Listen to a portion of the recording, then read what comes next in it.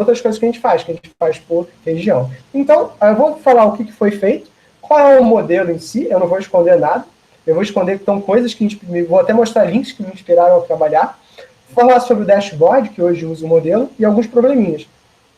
Então, quais foram as nossas fontes de dados? Né? Eu não lido com dado hospitalar. Para mim, quando o cara entra no hospital, é uma caixa preta. Ele entrou no hospital, eu não sei o que acontece ali dentro. Então, eu lido com dados de SRAG, que é Síndrome Respiratória Aguda Grave, e as planilhas da SES, que é a SUSVE, que é o famoso Notifica. Então, eu tenho acesso às bases do Notifica e acesso à base do SRAG. Óbitos eu não tenho, até vem a informação de óbitos no Notifica, mas os óbitos eu não tenho, internação eu não tenho. Todos esses são dados que a gente não tem, ou porque a gente não pediu bastante, ou porque não foi dado para a gente no primeiro momento, ou porque, na verdade, isso aqui já, para vocês terem noção, a SES é um CSV de 100 MB. Então, todo dia é um CSVzinho de 100 MB, então já começa a ser um volume de dados que você não vai conseguir tratar usando Excel. Tá? Então, num primeiro momento, a gente falou, vamos usar Excel mesmo, se der certo, deu certo. Não dá, não rola. Se somar as duas planilhas, então, estou falando de 200 megas de dados diários. Diária, por que tem que ser diário, Cláudio? Não é uma base consolidada. Porque existe uma questão chamada atraso da notificação. Então, o cara lá de trás pode chegar nessa base com uma data antiga ou alterar um dado e você tem que ficar buscando. Então, acabava que era tão rápido você gerar uma base inteira diariamente do que era consertar as coisas que vinham. E permanece assim até hoje. E isso vai gerar o que a gente mostra, que é uma diferença entre data de notificação e data de sintomas. A data de sintomas, que seria o mais correto da gente avaliar, ela é muito atrasada em relação à data de notificação. Então a gente tem que trabalhar isso de outra forma. Então, eu estudei N modelos epidemiológicos, eu li um milhão de livros de epidemiologia nos últimos meses, né? Tem livros de modelagem matemática epidemiológica, tem um muito bom, que é da Green Tea Press, que ele é gratuito, que é modelagem usando Python, e eu sou fã de Python, tá, gente? Então eu fiz tudo em Python, porque eu acho que Python é ótimo, eu aprendi muito Python tendo trabalhar com essas coisas, tem várias coisas que eu não lidava com isso, né, que era de questões de números muito precisos, e a gente chegou à conclusão que o melhor modelo para a gente trabalhar que fosse rápido, ou seja, atendesse a demanda de uma semana estar pronto, e ainda assim fosse possível, é o modelo CIRT. Hoje eu acredito que outros modelos seriam até melhores. Mas o CIRT a gente tem trabalhado. O modelo CIRT é um modelo que vai dividir os casos, a população entre suscetíveis, expostos, infectados, recuperados e mortos. Ele é um modelo em que os casos recuperados não voltam para os suscetíveis. Então a gente assumiu isso aqui com base no que o Medronho dizia para a gente que era ok, que era uma coisa que era razoável da gente ter. É um modelo bayesiano. Eu, em momento nenhum, eu estou simplesmente contando os casos, mas estou contando as chances de um determinado número de casos acontecer. Primeiro, eu não quero acertar que, por exemplo, hoje a gente tem 97.639 casos. Esses dados acabaram de sair do forno. Acabei de limpar os dados do dia 22. 97.639 casos. Eu não quero acertar 97.639. Eu quero dar uma impressão de por volta de entre 95 e 100. Então, você fazer isso por clusters me resolve, tá? E o que a gente faz? A gente faz aprendizado por reforço. Ou seja, a probabilidade dos dados de ontem influi diretamente nos dados de hoje. Ou seja, o fator de propagação de ontem influi diretamente no fator de propagação de hoje. Esse aqui é o modelo CIRD. Você vai do estado suscetível para o estado exposto, com uma taxa beta, disposto para infeccioso com um determinado valor de alta qualquer, e de infeccioso para recuperado ou para morto. O CIRD é diferente do CIR porque eu tenho uma taxa que leva para o caso de morte. É baixa? É baixa. Mas ela é baixa nos casos totais. Se você só verifica os casos notificados, por exemplo, essa taxa não necessariamente é alta. Por exemplo, no Rio de Janeiro, os casos notificados, a relação entre notificados e mortos é uma taxa de 12%. Não é desprezível. Não é nem um pouco desprezível. Eu estou falando de quase 10 mil pessoas mortas no estado do Rio de Janeiro. O que, se a gente for parar para pensar, né, a guerra do Vietnã matou 55 mil americanos. Em 4 meses, a Covid matou 50 mil brasileiros. Ah, mas são situações diferentes, patati patatá. Mas só para a gente ter uma noção da escala. Então, ele é um modelo muito simples. Ele é um modelo de equações diferenciais de primeira ordem. Né? E, na verdade, ele assume que a população como um todo é a soma de todos esses casos. Né? Os suscetíveis, os expostos, infecciosos, recuperados e mortos. Esse N é a população que, teoricamente, você estaria suscetível ao vírus de alguma forma. Tá bom? Então, Esse modelo é que assim, ele é mais velho do que andar para frente, né? Ele é um modelo super manjado da literatura epidemiológica. Tem vários trabalhos sobre influenza do H1N1 usando o modelo CIRD. Então, o que eu apostei foi o seguinte: não preciso, né? Vocês não estão conseguindo ver os slides? Vocês estão conseguindo ver os slides? Não? Eu vou. No primeiro slide. Hã? Tá no primeiro slide, do slide de capa. Modelos estatísticos da pandemia do Covid-19. Ih, eu já passei vários. Deixa eu então parar a apresentação e começar de novo. Aqui, passar os slides. Deixa eu ver agora.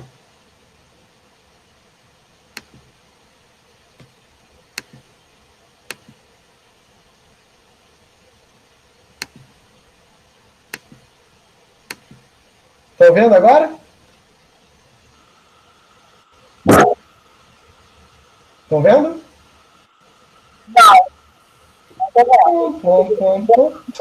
Agora está aparecendo a tela de sumário. Tá, então conseguiram ver as fontes de dados? Tá, agora as fontes de dados. Beleza, então essas foram as fontes de dados que a gente usou. O modelo que a gente usou é o CIRD, como eu falei, Bayesiano e aprendizado por reforço. Isso aqui é o modelo CIRD. É um modelo de equações diferenciais de primeira ordem. Ele é muito simples, ele é muito tranquilo, né? Ele é mais velho do que andar para frente. Ele tem 1 milhão de implementações. Eu vou passar implementações para aqueles que quiserem repetir ele em casa. E, na verdade, o que interessa para a gente não é só a estimativa do número de casos, mas o fator de propagação, que é esse cara aqui, que é o R0. Ele é o grande lance. Porque o que o R0 dá para você? O R0 dá para você como é que a pandemia vai se comportar ao longo do tempo. Então, qual é o problema da maior parte dos trabalhos? A maior parte dos trabalhos simula a pandemia com R0 fixo e que ele declina ao longo do tempo, com um fator mais ou menos constante. Seja ele um fator logístico, exponencial, seja ele um fator linear, mas essa modelagem, ela, com perdão da palavra, é bem estúpida. Ela não faz sentido nenhum. Porque, na verdade, o fator de propagação ele é totalmente dependente do deslocamento da população. Ele é totalmente dependente das medidas públicas de combate. Então, ele tem que ser atualizado em função dos casos notificados ou dos sintomas. Ele tem que ser atualizado em função dos outros dados. Então, o que a gente propôs, né, vai ser uma modificação de como calcula esse R0, né, que leva em consideração não só o passado, ou seja, eu vou fazer aprendizado por reforço no fator de propagação, mas eu vou fazer o aprendizado por reforço em cima dos próprios outras características. Então, o R0, na verdade, ele passa a ser um fator não só de alfa, beta e gama e mi, né? Tipo assim, mas ele passa a ser um fator de alfa, beta, gama, mi, mas ele passa a ser de n, ele passa a ser de um fator k, que é o deslocamento, ele passa a ser de uma série de fatores que, na verdade, são próprias funções que se retroalimentam no tempo. Então, se vocês quiserem replicar o modelo CIRD, eu botei aqui vários links, tem um pacote do Python, que ele calcula os dados do CIRD, calculam R0 para você estático. Tem uns links do Medium, com o modelo CIRD implementado em Python, para quem quiser. E tem esse trabalho aqui que é muito interessante, que é também implementando vários modelos CIS, CIR e CIRD, todos em Python, para que quem quiser reproduzir, possa reproduzir. Eu dou depois, passo para o Roberto a transparência. Aí o cálculo do fator, então o cálculo do fator R, e mais do que isso, o cálculo do fator R ele não pode ser uma função só, ele tem que ser uma família de funções. Então, o que a gente fez? Né? A gente chegou com a seguinte conclusão: eu não teria uma única curva que representaria R no tempo. Eu teria uma família de curvas cuja correlação entre elas teria uma probabilidade delta qualquer de chegar a esse fator R. Então, na verdade, o que eu tenho é uma miríade pode pensar que eu estou brincando de multiverso, e é justamente isso que eu estou fazendo. Eu estou criando um multiverso com uma gama inteira de probabilidades e ajustando para a curva que eu tenho de casos. Olha só, qual curva de casos me daria qual R me daria essa curva de casos que eu tenho hoje com maior probabilidade? E a partir disso eu simulo com um horizonte curto. Então eu sempre consigo fazer um ajuste, porque o meu R não é constante, ele é variável em função dos dados que eu tenho. E isso me deu duas coisas. Faz 6 semanas seguidas que a gente acerta o número de casos notificados dentro do intervalo de confiança. a gente não erra há 6 semanas. A gente, tipo assim, não é tipo assim um erro. A gente acerta com intervalo de confiança, não é nem 10%, é próximo de 5%. E não era uma coisa que a gente queria, não era desejado. 2, quando não tem correlação nos dados, nosso fator de correlação dá um not a number, isso quer dizer que, na verdade, houve algum erro na notificação. Então, toda vez que dá um not a number, eu consigo avisar o Medron e o Guilherme dizendo o seguinte, olha só, não teve correlação nos dados. Tem alguma coisa errada em como a gente está sendo notificado. E isso bate todas as vezes. Qual é o problema em relação a isso? Isso gera dificuldade, porque várias vezes vocês vão ver no meu dashboard, que às vezes o dashboard vai quebrar, justamente porque não dá essa correlação em relação ao fator de R. Mas, na verdade, o que a gente tem que fazer é gerar ajustes. E a gente usou várias coisas muito comuns. Né? Tipo assim, esse trabalho do Jones, que é de Stanford, eu li ele umas 4.000 vezes, provavelmente, para tentar entender. Essa parte aqui do Wikipedia, para quem nunca viu o fator R, ele é muito legal para você ver. E esse trabalho aqui, que usa o fator R para fazer a predição dentro de um modelo CIR bem tradicional. Então, esses são alguns links que a gente utilizou. Não dá o modelo completo, ele é bem mais complicado do que isso, né? Ele tem um conjunto muito grande de fatores, justamente por ter essa relação de temporal e ele ser um predicativo de aprendizado de máquina. Ele não é uma rede neural, ele não é uma lógica fuzzy, ele é aprendizado por reforço clássico. Mas, lembrando, gente, eu tive 1 semana e meia para fazer esse negócio, então eu não pude pensar muito. Eu tinha que ser um negócio que funciona e, por incrível que pareça, funciona muito bem. Então, isso já está sendo aplicado aqui no dashboard, no Dash Covid. Para quem nunca viu, esse é o Dash Covid-19, é o dashboard da UFRJ. E gerou essa questão da retroalimentação foi ideia do professor Guilherme Travassos, tá?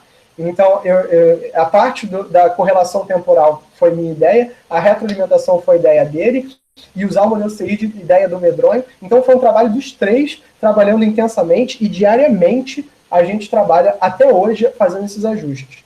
Então, gerou várias curvas, né? A gente tem número de casos por idade, ocorrências por município, mapas de estados, número de casos. Com isso, e através do modelo CIRD, a gente consegue estimar o futuro. Ou seja, saber quantos casos vai ter na próxima semana para poder calcular coisas como número de ventiladores, número de leitos, número de coisas. E a única vez que a gente notou que alguma coisa estava esquisita é quando a gente simulava por casos notificados, mas o número de internações hospitalares tinha caído. E aí a gente descobriu que existia uma defasagem muito maior no caso da COVID em relação ao H1N1, do atraso entre os casos notificados e sintomas. Porque a gente sabia que tinha um atraso natural. Só que a gente estava usando o caso natural das pandemias tradicionais. E o COVID não, o atraso é ridículo, é muito maior. Né? Tem um atraso muito grande dessa relação entre sintomas e casos notificados. E aí gerou o que é o covidímetro. Então, esse covidímetro hoje, ele aparece acho que no Bom Dia Rio, né? Que é um cálculo que a gente faz semanalmente, por semana epidemiológica, dos dados. A primeira coisa que eles pediram para a gente é, Cláudio, não dá para fazer diário? Eu falei, não dá. Cláudio, por que não dá para fazer diário? Primeiro, porque existe uma rotina de notificação. Então, quem está lidando com os dados do estado e da cidade vão ver que nas terças e quartas-feiras tem picos de notificação, que é quando a galera tem que notificar. Então, isso não é constante ao longo da semana. Ah, Cláudio, deixa de ser preguiçoso, você poderia deslocar isso ao longo da semana. Poderia, mas não seria razoável e provavelmente ia deslocar esse fator para cima sem que fosse verdade. Então, na verdade, o que a gente tem feito é em relação à semana epidemiológica, porque eu consigo fechar e garantir que os atrasos da data de notificação não são muito intensos. Se vocês forem notar aqui essa curva, a gente nota que há um crescimento e a partir do momento que eu tenho o fechamento, né, eu declaro que vai ter um isolamento social mais forte, o fator R decresce. Qual é o problema do fator R? A gente reabriu com R ainda acima de 1. Então, abrir com R acima de 1 quer dizer que você exponencialmente vai crescer o número de casos. O que já se confirmou nessa semana. Nas últimas 2 semanas, a gente teve 10 mil casos a mais. Então, a gente está em 100 mil casos no estado do Rio. Né? Quase 100 mil casos, 97 mil quebrados. Mas, para que essas contas servem no final das contas? Cláudio, você não está resolvendo. Quem resolve é médico. Eu acredito, eu tenho completa ciência disso. O que eu faço é dar insumos para que juízes, advogados, médicos, diretores de hospital possam tomar. E esse trabalho tem sido tão forte, né, tem tido um feedback tão positivo em termos de resultado, que já foi usado por juízes para justificar algumas decisões, tipo de não reabertura em alguns casos, de mostrar o seguinte, pô, mas não está caindo, né? E por incrível que pareça, as cidades do Rio e de Niterói tiveram um esforço muito positivo, até a semana passada, né, de redução da pandemia, que eu fiquei com muita raiva, né? Porque se eles tivessem parado mais 2 ou 3 semanas, poderia ser que a gente tivesse uma situação muito positiva. Mas reabrir agora, eu não considero que foi uma decisão correta. Mas existem muitos outros fatores, né? Eu costumo dizer para os meus alunos, né, de ciência de dados, que o cientista de dados ele nunca dá um veredito. Quem dá veredito é o tomador de decisão. Você, no máximo, dá um conselho, né? Dá uma direção. Olha, com base nos dados, você vê que R está acima de 1. Né? Então, se a gente puder, Cláudio, qual seria um indicativo de que seria um bom ponto de reabertura? Isso você sempre pergunta. R está abaixo de 1 e o número de casos cair por 2 ou 3 semanas consecutivas. Se isso acontecer, então beleza, você chegou num ponto em que você está mais ou menos controlado, e mesmo assim, controlado de verdade, só quando a gente tiver medicamento e vacina. O resto é paliativo. Isso que a gente está fazendo aqui é paliativo para evitar calamidade. Mas resolução só com vacina. Então, né, quais são os problemas que a gente enfrenta diariamente? Bases mal preenchidas. Por que elas são mal preenchidas? Porque o pessoal está de sacanagem? Não, claro que não. O profissional médico está super estressado, ele está lidando com 300 milhões de casos ao mesmo tempo, 300 milhões de coisas. Existe todo o fator de biossegurança, então o médico, muitas das vezes, ou o enfermeiro, ele não vai conseguir coletar no mesmo momento que ele não vai conseguir preencher uma base no mesmo momento que ele vai coletar. Muitas vezes a coleta é feita em papel e depois transposta para um ente computacional. Né? Esse ente computacional, muitas das vezes, que cai a internet, o computador dá problema, tem que refazer o negócio todo, o cara está cansado porque é um plantão de 24 horas. Né? Tem casos que foram sem status, que são classificados como suspeitos. Isso acontecia muito no começo da pandemia. Então tem um legado de limpeza que a gente faz diariamente, tá? Falta idade, idade é algo que é muito difícil da gente estimar, tá? Porque você, no máximo, a não ser que você comece a buscar esses caras em bases do governo federal, isso não é trivial, porque tem homônimos. Faltam endereços para você fazer um mapeamento em termos de cidade e bairro. Então, a gente tem algum mapeamento, mas ele não é tão bom quanto a gente gostaria. E falta data de notificação, falta data de sintomas. Então, às vezes, você tem que lidar com esse tipo de questão, e por isso que eu não consigo, nunca quero tentar acertar com o número exato, mas com uma estimativa do número de casos, e eu sempre digo para o Vedran e para o Guilherme, olha, 10%, tá, galera? Intervalo de confiança de 90%. Em geral, a gente acerta com 95%, mas eu dou 10% para dizer o seguinte, eu não tenho a cara de pau dizer que eu vou com os dados da forma que a gente tem, da forma que são coletados, e com a sobrecarga que o profissional de saúde tem, né? A gente vai conseguir. E o atraso, né? Você tem atraso na notificação, você tem atraso nos sintomas, você tem atraso nesse dado chegar para você, as pessoas cansam. Então, assim, você tem uma galera da saúde trabalhando muito forte nisso tudo, trabalhando com muito empenho, trabalhando com muita energia, dando 100% deles, 112%, né? Tipo assim, a nível de exaustão, mesmo assim isso não faz. Então, a gente foi gerando outras ferramentas, com prontuários eletrônicos, bots de preenchimento, a gente quer agora fazer um que seja por voz, né? Porque aí o cara preenche pelo celular, e aí do celular já cai direto, notifica do SUS, né?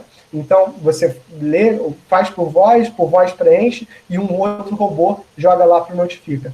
Então, essas são ferramentas que servem para ajudar o profissional de saúde que está sobrecarregado. E tecnologia serve para isso, para ajudar as pessoas a tomarem melhores decisões e melhorarem a funcionalidade. E foi isso que a gente fez, é isso que a gente faz até hoje. Inclusive, pouco antes da gente começar, o Guilherme já estava me chamando, Cláudio, eu estou com uma distribuição nova, vamos testar?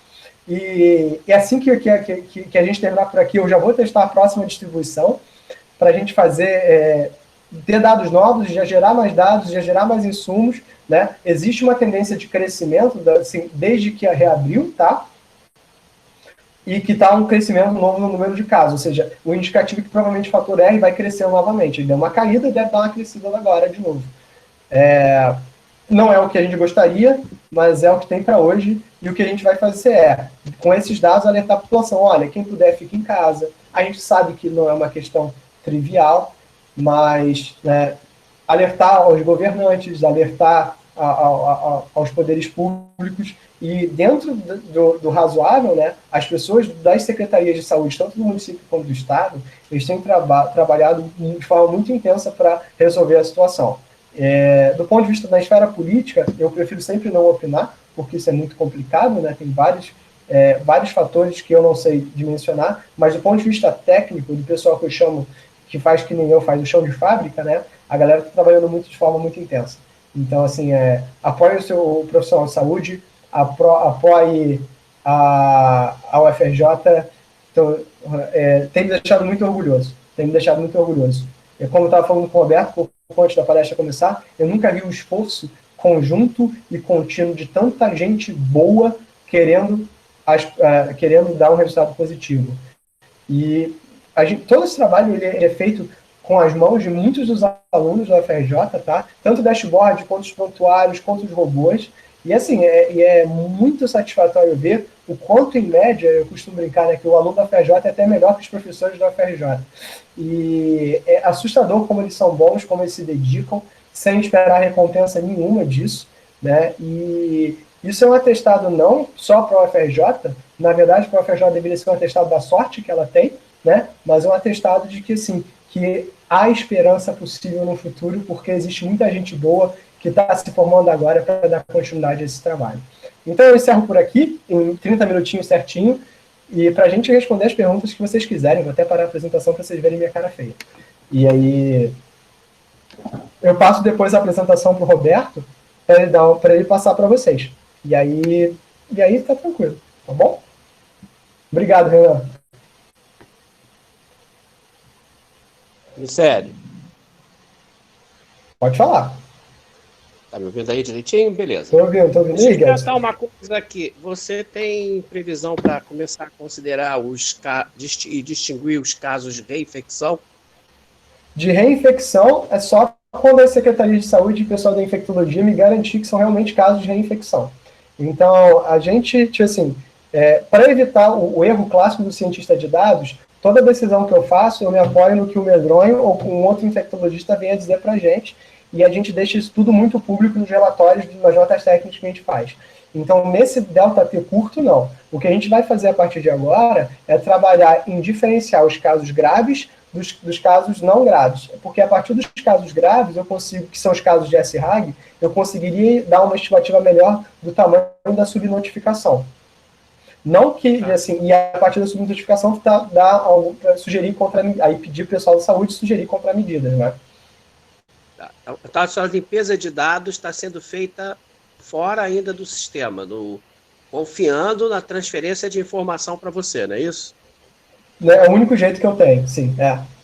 Eu tenho a minha própria base de dados, que é a limpeza constante e contínua disso, mas a gente trabalha em termos do que é passado, tanto via Notifica quanto via SRAG. Originalmente tinha muitos problemas, né, de conflito, os conflitos foram reduzindo ao longo do tempo, mas basicamente a gente recebe os dados que a SES passa para a gente. Tá. Beleza. Então você ainda está sujeito às consequências da retenção e a exclusão de informação, por exemplo, de município. Com certeza. Mas aí que o modelo é interessante, porque quando isso acontece, o modelo quebra e eu acuso. Tá, se ele te aponta a ruptura e você sabe exatamente... Exato, qual cidade que foi, quando é que aconteceu. E muitas das vezes o modelo está se comportando muito bem, aí chega uma enxurrada de casos, e aí o modelo quebra. Porque esses casos vêm todos como se fosse numa semana só. Eu falo, amigão, o que aconteceu aqui? Só que aí eu pego o telefone e digo, olha só, está acontecendo isso aqui aparentemente não é verdade. Me conta o que aconteceu. E já aconteceram coisas bizarras, do tipo, a gente ficou sem servidor por 3 dias, e a gente juntou tudo 2 semanas numa só. E alguns casos, assim, parece que é deboche, mas muitos casos, assim, você nota que o cara diz, é o que eu tenho para hoje. E eu falo, beleza, então vamos tocar esse barco para frente. Mas eu estou sujeito a todas essas coisas. E aí cai naquele caso último que eu falei, dados mal preenchidos, dados mal completados, dados invalidados. Vocês têm noção, tinha uma época que os dados vinham com codificação diferente. Então, quando chegavam para a gente, em vez de vir nome, vinham, tipo assim, caracteres aleatórios. Eu imaginei, beleza, estão anonimizando para entregar os dados para a gente. Aí não, era erro de codificação mesmo. Os caras codificavam a planilha do Excel em um formato absurdo, e quando você abria aí com o TF8, eu acho que não ia. Coisas desse tipo acontecem. É o lado sujo da ciência de dados. Ou como eu costumo brincar com os meus alunos, né? Todo mundo quer fazer um modelo bonito, mas na hora de fazer a limpeza de dados, ninguém quer. E esse trabalho, que é o chão de fábrica, né, é que, na verdade, eu acho que hoje é o mais precioso. Porque se a gente consegue devolver esses dados para a Secretaria do Estado limpos, e que eles vão fazer o que quer que eles venham fazer com esses dados, é porque tem um trabalho muito grande de limpeza e de automação, e de uma série de outras questões, e de discussão, né? Teve um dia que eu fiquei com o medronho 3 horas, a gente olhando a base do SRAG, para descobrir, né, o que está acontecendo em relação a uma determinada notificação. A gente descobriu que em um determinado ponto da pandemia não existia Covid-19 dentro do SRAG. Então ele era marcado de uma determinada forma e posto um comentário do lado. E a gente teve que recuperar esses casos e retratar. Se não fosse uma pandemia, eu ia achar um problema muito interessante. Daqui a uns 2, 3 anos eu vou contar isso. Nossa, olha só que interessante esse caso. Hoje eu fico só assustado e desesperado todos os dias. Então, mas assim, tem sido um aprendizado muito grande. Então você só está se baseando na Secretaria Estadual. Isso. E na municipal também, para bater, mas em geral elas batem. Tá, mas você não está chegando a usar a base do consórcio que foi feito aí graças à proibição de divulgação de dados. Cara, não. Porque, na verdade, o cara que presta os dados para o consórcio é quem me passa os dados, então é tranquilo. Porque, na verdade, o consórcio também está indo de ponta em ponta, né? Ele está fazendo recolhimentos direto em hospitais, né? Não, mas eu não considero notificação, dados hospitalares. Eu não considerei num primeiro momento. E a gente teve muita resistência desses dados hospitalares, porque tem uma diferença muito grande entre os dados hospitalares particulares e públicos, né? Então tem atrasos, é complicado. Teve uma galera que fez vários, eu não vou citar nomes, mas que fez vários modelos baseados nos dados dos hospitais particulares, e que só eram representativos no começo da pandemia. Agora eles não são, agora eles não estão sofrendo superlotação. Os públicos ainda têm um problema. Quando o prefeito abriu, né, a lotação dos hospitais ainda estava próximo de 80%. Então, tem umas questões aí um pouco mais complicadas de planejamento de longo prazo. Mas, bem ou mal, repito, a cidade do Rio de Janeiro e a cidade de Niterói fizeram trabalhos até bastante bons de contenção da pandemia, em termos de recursos, em termos de análise. Né, é porque a gente vê do ponto de vista da análise, né, do ponto de vista dos dados. Mas, na verdade, tem todo um projeto fim a fim, né? Vai dar análise ao atendimento dos hospitais, à limpeza pública, aos transportes. A gente está até brincando, né? Eu e o Roberto falando que nos transportes não foi bom, não. Nos transportes o pessoal não foi esperto, não. Porque teve uma taxa, ainda tem uma taxa muito grande de disposição. Mas, assim, para mim o hospital é uma caixa preta. Eu sei que ele chegou no hospital, eu sei o caso quando ele chegou. E eu sei quando na planilha de SRAG foi marcada uma evolução. Mas se aquilo representa a realidade 100%, eu não tenho como saber. Eu não tenho esse tipo de informação, não chega para mim. Não, é justamente disso, porque eu tenho acompanhado do UP, do Pedro Ernesto, que tem a namorada coordenadora lá. E realmente a própria planilha interna é muito vaga e causa até problemas. A própria saída do amarelo para o vermelho ou o retorno já gera dupla informação várias vezes, porque se perde esse negócio. Então, tem uma certa tendência a ter um desvio muito grande. Não, a gente faz uma limpeza muito grande nos dados para buscar esse tipo de caso, buscar os homônimos e tentar criar uma série temporal dos pacientes. Os dados que eu recebo, e é por isso que eu não divulgo, são dados não anonimizados. Mas a gente tem uma ideia muito forte com o governo do Estado para não liberar esse tipo de informação. Então, tem até agora um consórcio de universidade, né, que quer repensar essa questão de modelos, de pensamento, e esse consórcio, não pode ter esses dados, sem que tenha assinado esse mesmo NDA com a prefeitura, com o governo do estado, né? A gente tem um governo. Para vocês terem noção de quão bizarro é a questão legal, a gente tem um NDA com o governo do estado e um NDA com a prefeitura do Rio. Então a gente tem acordos com várias instâncias, e a gente mandou um também para o governo federal, mas que não foi para frente, né? Ou não sei se não foi para frente, porque eu ignorei em um determinado momento, né? Porque eu já tinha um problema muito sério, e é isso. Mas faz sentido.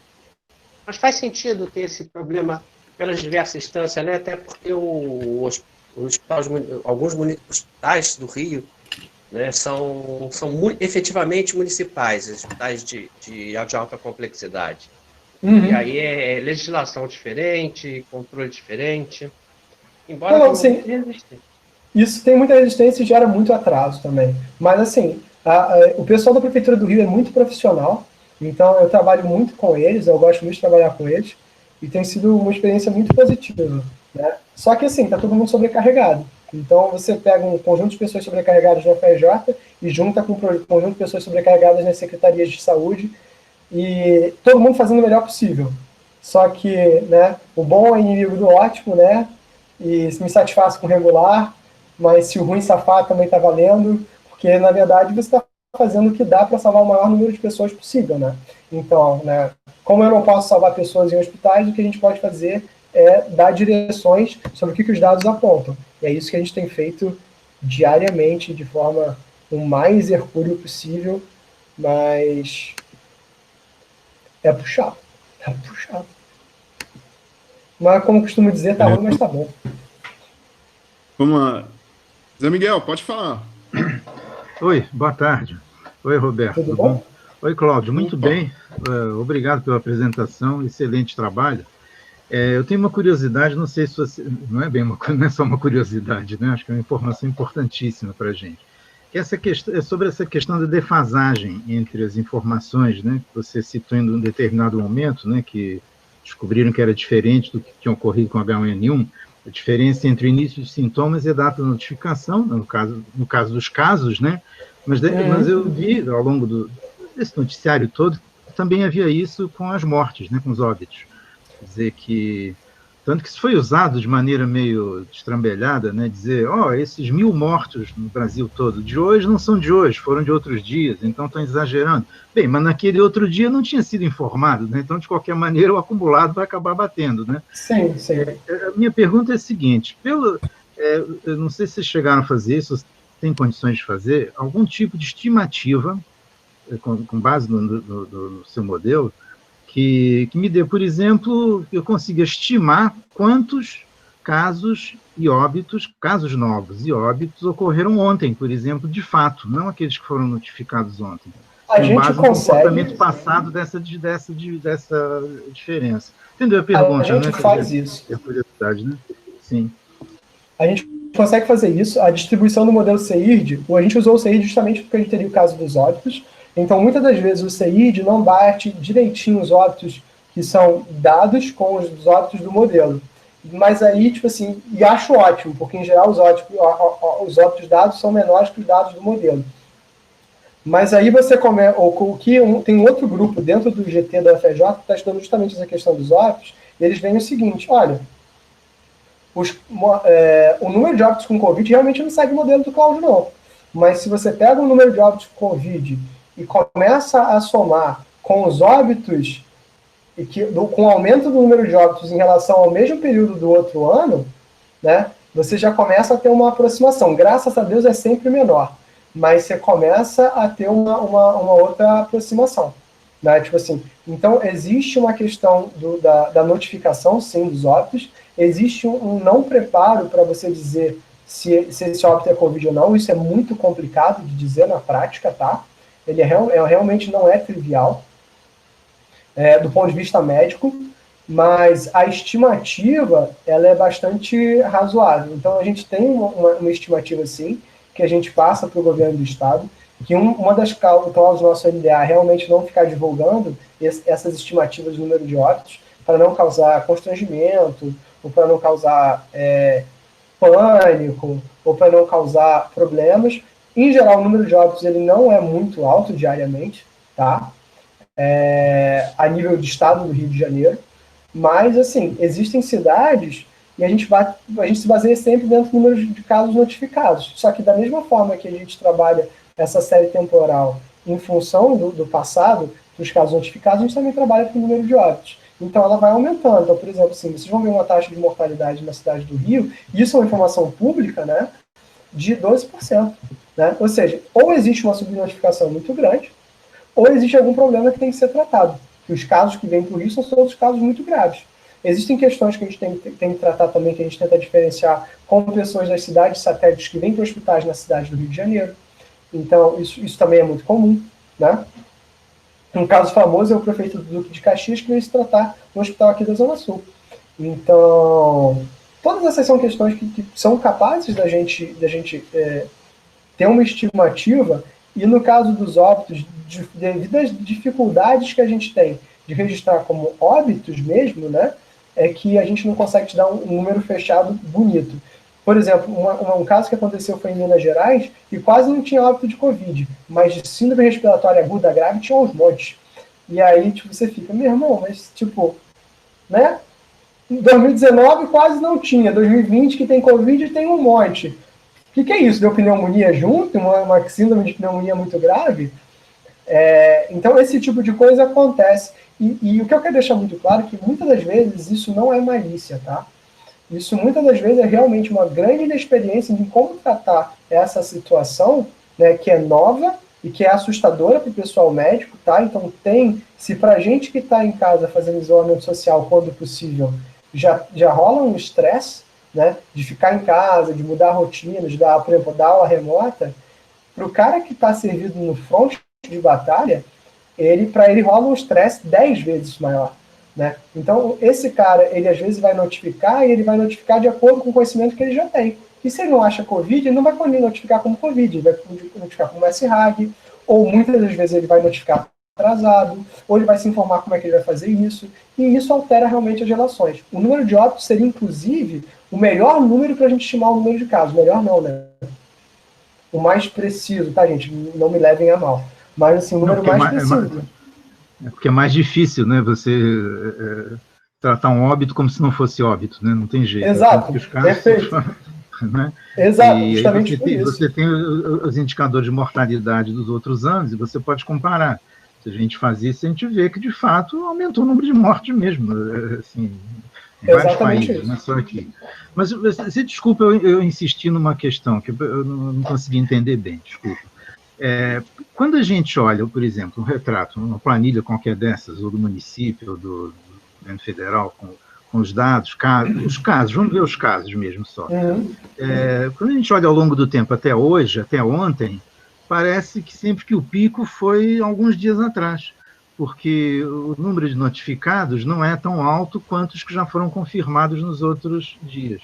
Na verdade, o pico já tinha passado. O pico realmente já tinha passado. Na verdade, é que ele reabriu antes de ter... Porque, na verdade, a questão não é o pico, é o pós-pico que é importante. Porque se você tem um pico... Pode falar.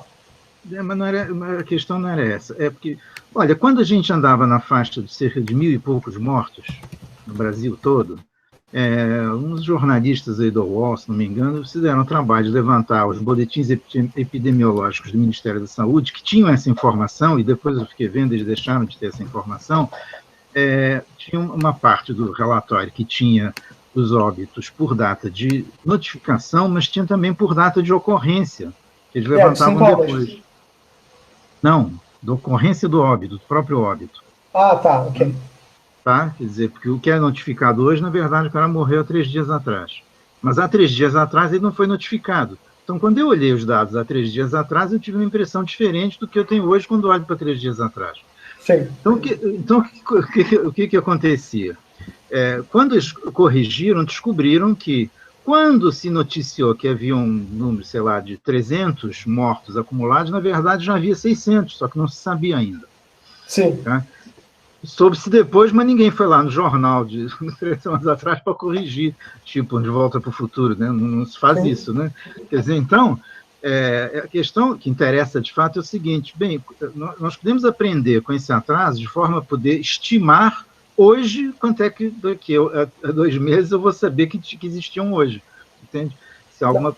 Porque esse trabalho que foi feito pelos jornalistas na época, eles chegaram à conclusão, não, provavelmente já passamos de 2.000 mortos.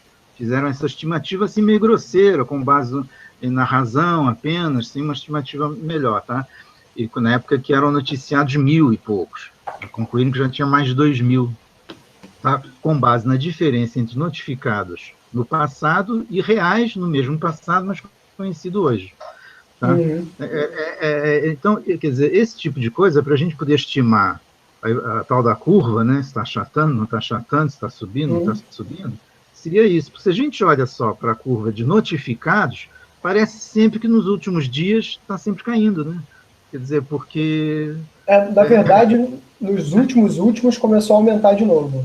É porque tem dois Mas fatores quando a gente olha a importantes. cada dia, eu tenho olhado isso, está caindo. Aí 3 dias depois, está caindo. Mas essa curva é diferente da que eu vi há 3 dias atrás. Eu não tive tempo, né, nem capacidade ainda também para isso, para analisar esses dados que a gente pode pegar aqui pela internet, não os que você dispõe aí, que está trabalhando diretamente com isso, a ponto de poder fazer essas estimativas, né? Por isso que eu te fiz essa pergunta. Assim, tem 2 problemas nessa questão. Primeiro, que mesmo os dados notificados, eles demoram 1 semana para consolidar. Então, se, por exemplo, hoje é dia 22, eu só consigo te garantir que os dados eles são estáveis até o dia 15. Então, eu simulo, eu trabalho todo o meu modelo até o dia 15 e a partir do dia 15 eu simulo. Ah, Cláudio, mas você já tem os dados do dia 15 em diante? Tenho, mas eles ainda vão ficar chegando. Para óbitos, é quase 2 semanas. Eu gostaria que fossem 3 dias. Eles são quase 2 semanas até que esses dados cheguem e ainda tem esse segundo problema. Então, na verdade, qualquer avaliação, e você ainda tem, dado essa 1 semana, você pode botar mais umas 2 semanas entre data de sintomas e data de notificação de caso. Então, assim, o caso notificado no dia 15, eu tenho no dia 22, eu tenho um conjunto razoável dos dados do dia 15, mas esses dados do dia 15 querem dizer o começo do mês em termos de data de início de sintomas. E então, olha que período mais antigo ainda de data de infecção. Exatamente. Porque a data de início dos sintomas é o que, na verdade, a gente quer analisar. Tá? O que a gente faz é, a partir da data de notificação, estimar a data de início de sintomas e trabalhar com curvas em paralelo no tempo. E é por isso que eu preciso de tantos modelos de séries temporais simultâneas, porque elas é que vão me mostrar o que está acontecendo. Justamente porque eu tenho esses problemas de modelagem. E sobre os óbitos, né, pode ter vários óbitos eles que provavelmente são de Covid, eles não vão aparecer, e vai ter gente que não é de Covid que vai ser registrada como Covid erroneamente.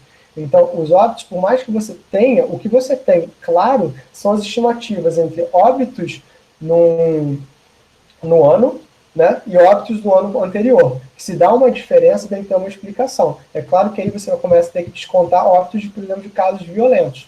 Né? Óbitos de casos violentos, você acaba tendo, você desconta realmente porque eles alteraram.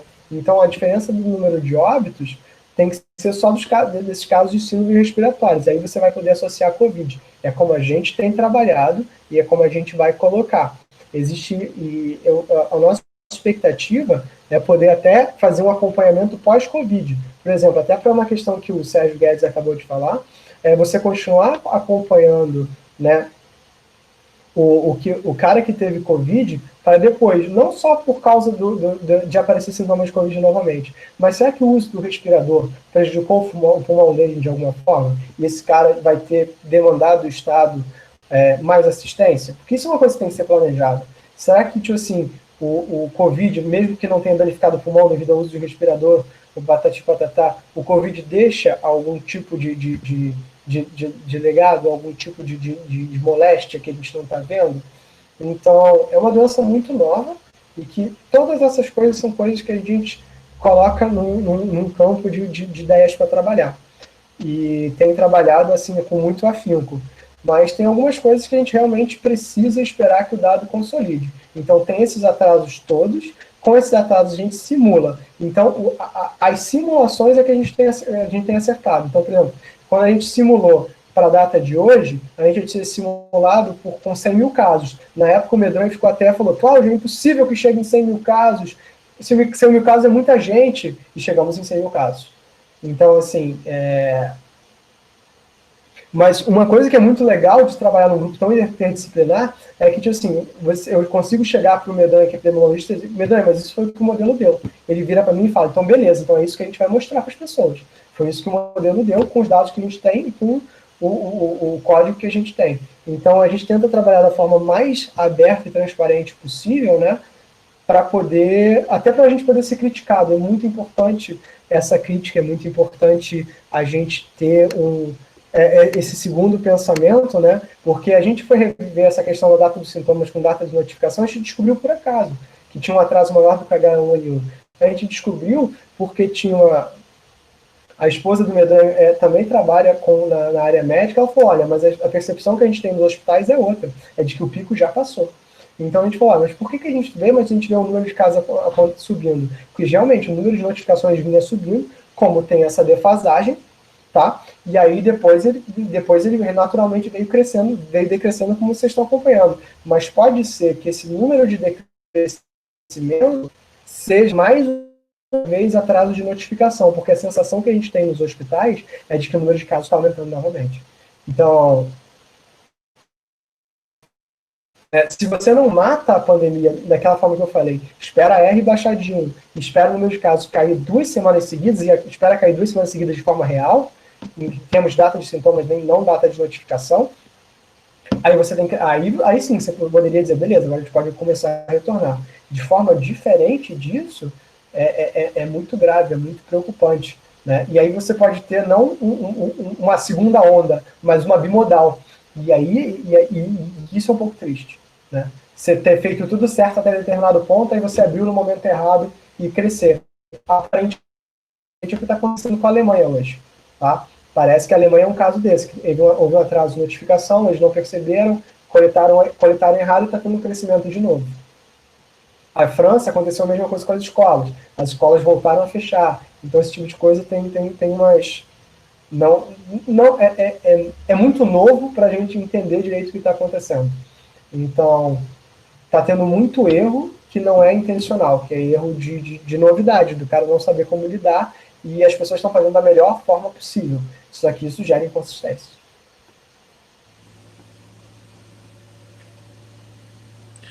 E aí, o Mistério, até fazendo aqui uma pequena provocação aqui em cima do que você falou, a questão ali do contágio por rebanho, o modelo também abarcaria esse tipo de relação? A gente não tem trabalhado com imunização de rebanho, mas a ideia do modelo CI de que a imunização de rebanho ela acontecesse quando o número de suscetíveis decrescesse. E é justamente a imunização de rebanho, ela tem um fator que da população entrante, teoricamente seria 98% da população se tem imunização de rebanho. Mas isso não é factível. Só que 98% da população se transforma em 30 e poucos por cento da população que ativamente se locomove. Né? Se esse cara não é um vetor, beleza, então isso deixa de ser um problema. Então, escolher quem seriam essas pessoas, né? E isso é muito importante, isso é uma coisa que a gente queira trabalhar. Isso é uma coisa que a gente quer trabalhar, porque é muito importante, no momento que tiver uma vacina, um remédio, escolher quem é o grupo que vai ter prioridade. Porque esse grupo é que vai garantir essa imunização por rebanho. Então, hoje não é algo que a gente abarque, não é algo que a gente ainda trabalhe, mas é algo que a gente tem que pensar por essa questão da medicação. Né? Para a medicação ser a mais efetiva, ela não precisa estar em todas as pessoas, ela precisa estar nas pessoas certas. E isso é muito interessante, eu jamais tinha sequer me dado conta de que faz todo sentido. Então, assim, Guilherme Travassos e com o Roberto Medronho tem sido um aprendizado constante. Perfeito, muito bacana. Pessoal, mais alguma pergunta? Temos aí mais 5 minutinhos.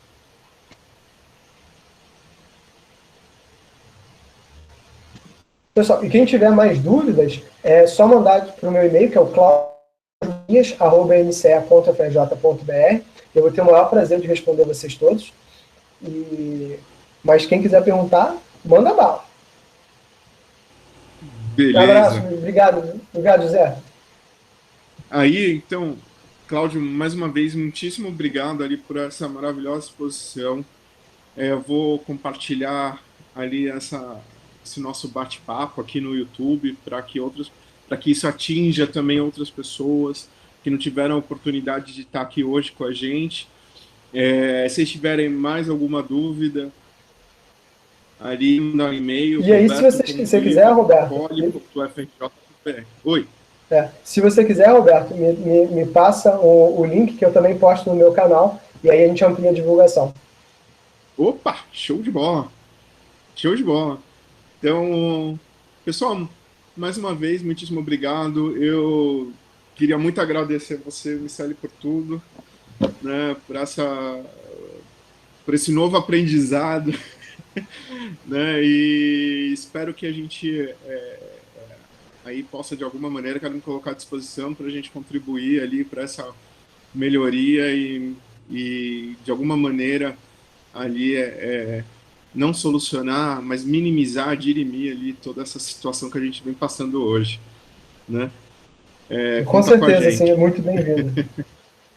Pessoal, muitíssimo obrigado por tudo mais uma vez, por estar aqui novamente nesse novo webinar. Já posso dizer que em julho vão ter mais coisas por aí, então novos assuntos, né, novas polêmicas, e fiquem de olho ali no nosso Facebook, no nosso Instagram, né, e no nosso LinkedIn. Cláudio, valeu mais uma vez, um forte abraço. Roberto, prazer foi meu, abração, e a gente se vê por aí. Com certeza, fique em casa, um abraço. Um abraço. Tchau, tchau, pessoal, muito obrigado.